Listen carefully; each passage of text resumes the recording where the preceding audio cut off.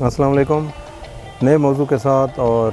نئی معلومات کے ساتھ آپ کا میزبان محمد عدنان خان آپ کی خدمت میں حاضر ہے، اور آج کا جو موضوع ہے، جو میری ریسرچ ہے، جو میری تحقیق ہے، وہ نوروز کے بارے میں ہے، نوروز سے متعلق ہے۔ نوروز جسے عید ملی تہوار اور نوروز جسے عید طبیعت بھی کہا جاتا ہے ایران میں، اور عام طور پر یہ تاثر ہے دنیا میں اور خصوصاً پاکستان میں کہ نوروز کا جو تہوار ہے وہ آتش پرست لوگ منایا کرتے ہیں، لیکن جدید تحقیق کے مطابق، کیونکہ آج کل تو لیٹسٹ ریسرچ مختلف اداروں کی موجود ہے اور دنیا ایک گلوبل ولیج ہے، اس حوالے سے آج سے کم و بیش 50 سال پہلے تک یا 30 سال پہلے تک لوگوں کا یہ خیال تھا کہ غیر مذہب سے تعلق رکھنے والے لوگ جو ہیں یہ نوروز کا تہوار منایا کرتے ہیں، لیکن آج کی جدید ریسرچ یہ ثابت کرتی ہے، اعداد و شمار کے مطابق جو پوری دنیا میں نوروز کا تہوار 40 لاکھ آتش پرست مناتے ہیں، جبکہ پوری دنیا میں 30 کروڑ افراد جو مختلف مذاہب سے تعلق رکھتے ہیں، جس میں مسلمانوں کی اکثریت ہے، اور وہ نوروز کا تہوار بڑے جوش و خروش سے ہر سال 21 مارچ کو مناتے ہیں۔ نوروز کی تقریبات 7 دن تک جاری رہتی ہیں، اور اس حوالے سے جو تاریخی حقائق ہیں وہ یہ بتاتے ہیں کہ 16ویں صدی میں 1564 میں جب فرانس کے بادشاہ نے پرانے کیلنڈر کو ختم کیا اور جدید کیلنڈر رائج کرنے کا اعلان کیا، تو اس کے مطابق نیا سال جنوری میں شروع کرنے کا اس نے اعلان کیا۔ اس وقت ذرائع ابلاغ محدود ہوا کرتے تھے اور دنیا کے مختلف ممالک میں رہنے والی اقوام کو اس بارے میں صحیح طور پر اطلاع نہیں ملی اور صحیح انفارمیشنز نہیں پہنچیں، تو وہ 21 مارچ یعنی نوروز کے تہوار پر نئے سال کی ابتدا سمجھتے رہے۔ اور اس کے بعد ہم جدید تحقیق پر جائیں تو یہ بات سامنے آتی ہے کہ نوروز کا تہوار سینٹرل ایشیا، جنوبی ایشیا، کشمیر میں، ہندوستان میں، ایران میں، پاکستان میں اور دنیا کے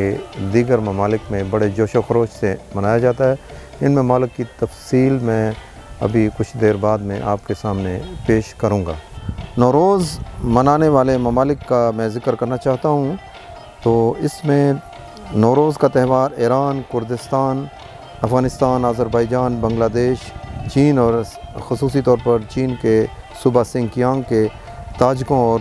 ترک لوگوں کی طرف سے منایا جاتا ہے۔ اس کے علاوہ جارجیا، انڈیا میں بھارتی اہل تشیع مسلک کے افراد یہ مناتے ہیں، جبکہ ایران میں پارسی اور بعض دوسرے مذہب کے لوگ بھی یہ تہوار خصوصی طور پر مناتے ہیں۔ اسرائیل میں یہودیوں کی طرف سے منایا جاتا ہے۔ عراق میں کرد اور ترکمن اس کو بڑے جوش و خروش سے مناتے ہیں۔ قازقستان، کرغیزستان، پاکستان میں بھی یہ منایا جاتا ہے۔ پاکستان میں خصوصی ایرانی، بلوچ اور پارسی اور بعض پشتون علاقوں میں بڑے جوش و خروش سے اس کو تہوار کو منایا جاتا ہے۔ روس میں طبراسانیوں اور کریمیائی تاتاریوں کی طرف سے اس کو منایا جاتا ہے۔ شام میں کرد مناتے ہیں نوروز کا تہوار۔ تاجکستان میں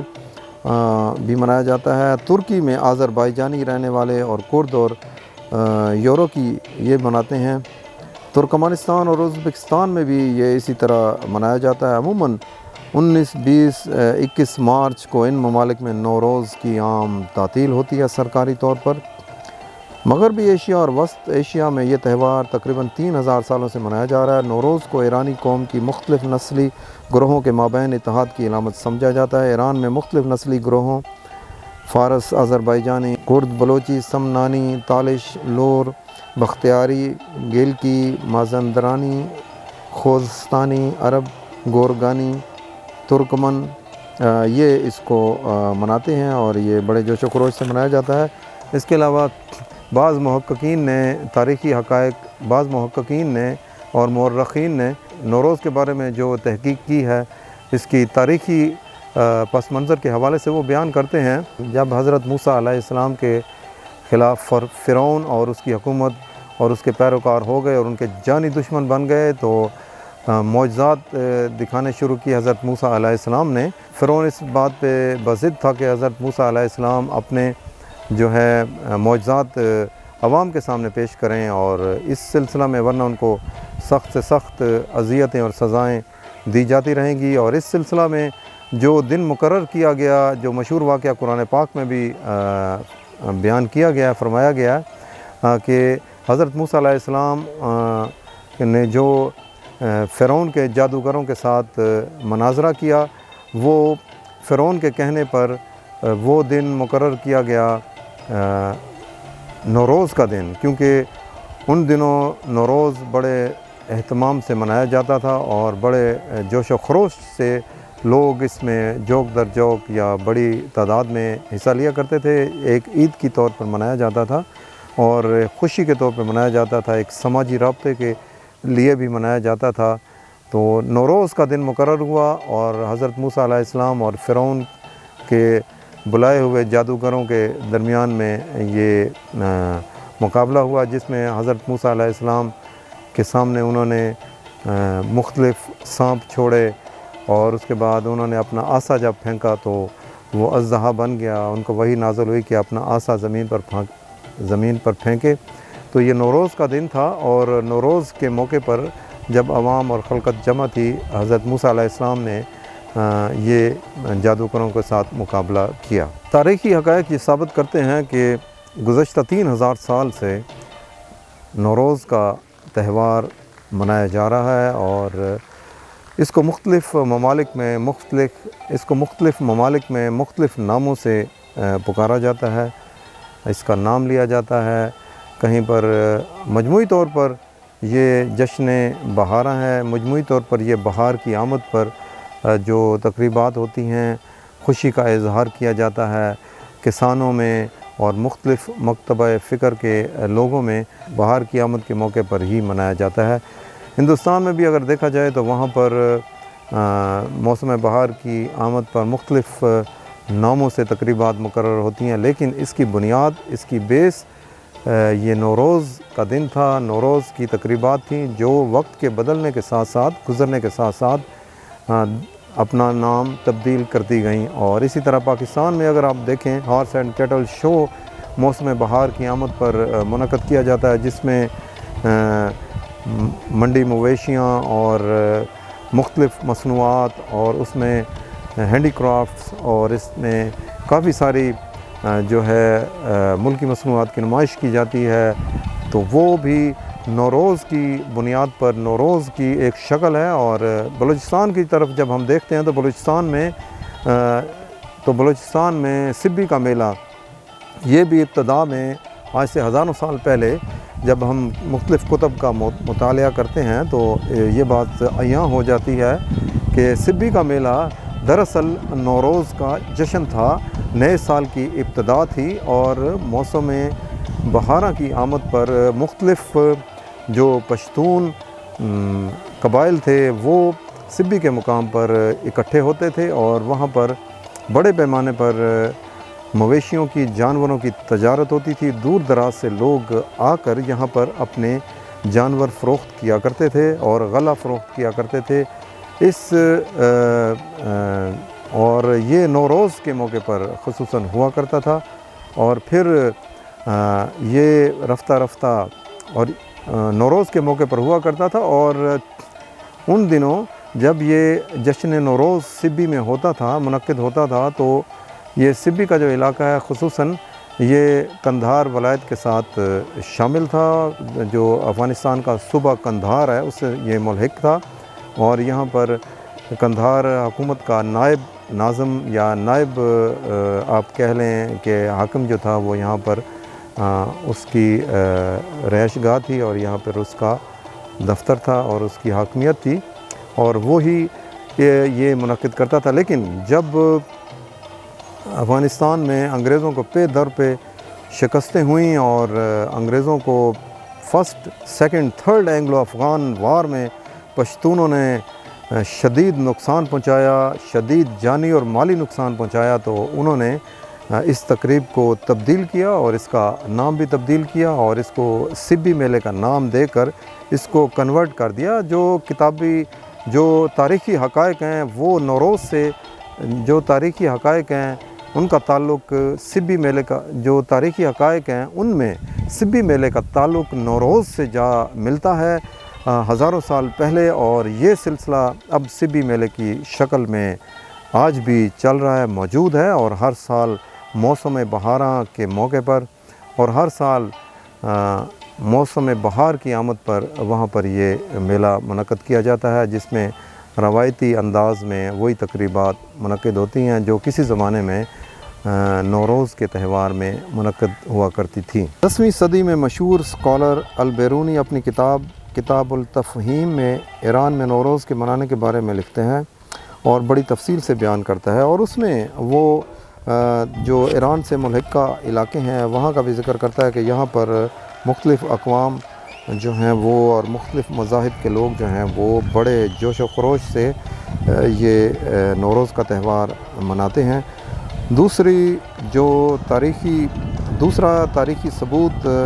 مشہور فارسی مورخ گردیزی اپنی کتاب زین الاخبار میں لکھتے ہیں کہ زرتشت مذہب کے پیروکار بڑی تعداد میں نوروز کا جشن مناتے ہیں، اور اس میں انواع و اقسام کے کھانے پکائے جاتے ہیں اور مختلف انداز میں قبائل ایک دوسرے سے ملاقات کرتے ہیں، اور یہاں پر بڑے اہتمام سے اس تہوار کو منایا جاتا ہے۔ نوروز کے تہوار کے دوران 7 قسم کے کھانے تیار کیے جاتے ہیں۔ 13 دن تک جاری رہنے والی تقریبات خصوصی کھانوں کا دسترخوان یا ٹیبل کو ہفت سن کہا جاتا ہے۔ ترکی کے جنوب مشرقی شہر دیار بکر میں نوروز کے جشن میں شرکت کے لیے لوگ رنگا رنگ ملبوسات پہنتے ہیں۔ شام میں کرد نوروز کا جشن عموماً روایتی ڈانس یا روایتی رقص سے کرتے ہیں، اور اس موقع پر بڑی تعداد میں کھلے میدان میں لکڑیاں جلائی جاتی ہیں اور اس کے ارد گرد انواع اقسام کے کھانے ہوتے ہیں، اور وہاں پر لوگ بڑی تعداد میں شرکت کرتے ہیں۔ کرغزستان کے دارالحکومت بشکیش میں خواتین روایتی کپڑے پہن کر قدیم فارسی تہوار نوروز مناتی ہیں۔ یہاں نوروز نئے سال کے طور پر منایا جاتا ہے۔ افغانستان کے شہر مزار شریف میں افغان حضرت علی کے جو مقبرہ ہے اس کے باہر بڑی تعداد میں جمع ہو جاتے ہیں۔ صبح ہی اور نوروز کی تقریبات کا سرکاری طور پر آغاز کیا جاتا ہے، جبکہ کابل میں سیکی کے مزار کے باہر جو مشہور بزرگ ہیں ان کے مزار کے باہر نوروز کے جشن کے دوران عوام سینکڑوں کی تعداد میں جمع ہوتے ہیں، اور اس دوران وہ مزار کے باہر مقدس عصا کو چومنے کے لیے جوک در جوک آتے ہیں۔ نوروز کے تہوار کے موقع پر پکائے جانے والے جو کھانے یا ڈشز آپ کہہ لیں یا ریسیپیز کہہ لیں، جو ایک عرصہ سے ہزاروں سال سے ان کا سلسلہ چل رہا ہے، ان میں جو زیادہ تر نام ہیں وہ فارسی الفاظ ہیں اور فارسی نام استعمال ہوتے ہیں، جس میں سبزی پلاؤ بماہی، کوکو سبزی، ریشتہ پلاؤ اور ڈولمیا، برگمو، اجل جو خشک میوہ جات اور مکس ڈرائی فروٹ پر مشتمل ہوتا ہے۔ نوروز پیسٹریز بھی ہوتی ہیں، اس میں پرانے زمانے میں کچھ اور نام ہوگا لیکن یہ کنورٹ ہو چکا ہے نام، تو یہ نوروز پیسٹریز اس میں رکھی جاتی ہیں۔ بکلاوا ایک خصوصی ڈش ہے، یہ اس میں شامل ہوتی ہے۔ سوہن اصلی یہ ایک قدیم جو ریسیپی ہے، یہ خصوصی طور پر نوروز کے تہوار کے موقع پر بنائی جاتی ہے۔ نان برنجی، کتاب، سیزدہ بیدار، آتشہ ریشتہ، اور اس میں جو مشروب ہوتا ہے وہ سکنجبین کا وہ ہوتا ہے، وہ بھی اس میں شامل کیا جاتا ہے۔ یہاں پر میں یہ ذکر کرنا چاہوں گا، آپ کو بتانا چاہوں گا، جو ایک پوائنٹ میرا رہ گیا تھا، افغانستان میں نوروز کی تقریبات عموماً سرکاری سطح پر، قومی سطح پر ہوتی ہیں، اور جو میں نے جیسا کہ بتایا مزار شریف سے اس کا آغاز ہوتا ہے، اور ہندوستان میں مغلوں کے دور میں یہ تہوار سرکاری سطح پر منایا جاتا تھا، اور اس دن خصوصی طور پر جو ہے چھٹی ہوا کرتی تھی، اور یہ تقریبات مغلوں کے دور میں 11 دن جاری رہتی تھیں، جس میں ہندوستان بھر میں یہ تہوار جوش و خروش سے منایا جاتا تھا، جس میں موجودہ پاکستان، موجودہ بنگلہ دیش، جس میں موجودہ نیپال اور جس میں موجودہ ایران اور جس میں موجودہ ایران اور افغانستان کے کچھ علاقے بھی شامل تھے۔ پاکستان اور ہندوستان میں ہر سال موسم بہار کی آمد پر جشن منایا جاتا ہے، جس کو عموماً جشن بہاراں کہا جاتا ہے اور بسنت میلہ، بیساکھی بھی کہا جاتا ہے۔ یہ دراصل نوروز کی ہی ایک شکل ہے جو گزشتہ کئی ہزار سال سے جاری ہیں اور اب بھی دوسرے ناموں سے انہیں منایا جا رہا ہے۔ پاکستان میں بلتستان کے چاروں اضلاع میں بھی جشن عید نوروز بڑے جوش و خروش سے منایا جاتا ہے۔ اس سلسلہ میں سرکاری سطح پر بلتستان میں عام تعطیل ہوتی ہے اور نوروز کے تقریبات شروع ہونے سے پہلے ایک ہفتہ پہلے تک مرد و خواتین بچے عید نوروز منانے کے لیے بازاروں میں خرید و فروخت کرتے ہوئے نظر آتے ہیں۔ یہ میری ایک چھوٹی سی ریسرچ تھی، کیونکہ نوروز کی آمد ہی آمد ہے اور میں یہ کنسیپٹ، یہ تصور جو ہے کلیئر کرنا چاہتا تھا کہ نوروز دنیا میں ہر جگہ پر منایا جاتا ہے۔ یہ تہوار یہ کسی ایک خاص مذہب کا تہوار نہیں ہے اور یہ کسی ایک خاص مذہب سے تعلق نہیں رکھتا، بلکہ اس میں کروڑوں افراد شامل ہوتے ہیں دنیا بھر سے، اور دنیا کے کونے کونے میں، دنیا کے چپے چپے میں نوروز کا تہوار بڑے جوش و خروش سے منایا جاتا ہے۔ اور انہی الفاظ کے ساتھ اپنے میزبان محمد عدنان خان کو آئندہ پیش کرنے والے موضوع تک اجازت دیجیے۔ اس وقت تک اجازت دیجیے۔ حافظ۔